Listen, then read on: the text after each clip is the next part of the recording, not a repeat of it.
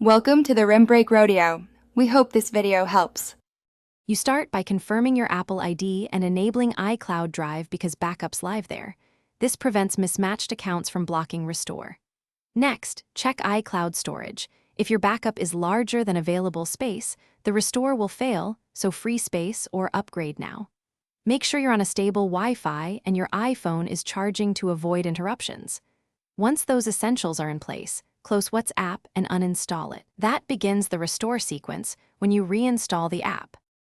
After reinstalling WhatsApp, you'll be asked to verify your phone number. Use the same number that created the backup so WhatsApp can find and match your iCloud file.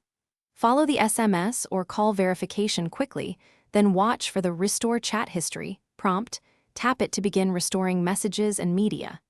This step can take time depending on backup size and Wi-Fi speed, so stay connected.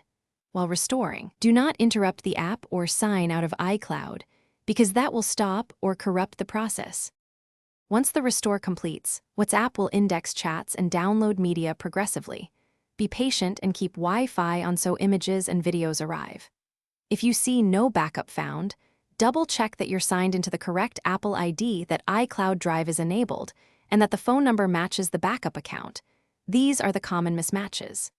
If the restore stalls, restart the iPhone, reconnect to Wi-Fi, and retry reinstalling WhatsApp. That resolves most persistent errors without losing the original iCloud backup.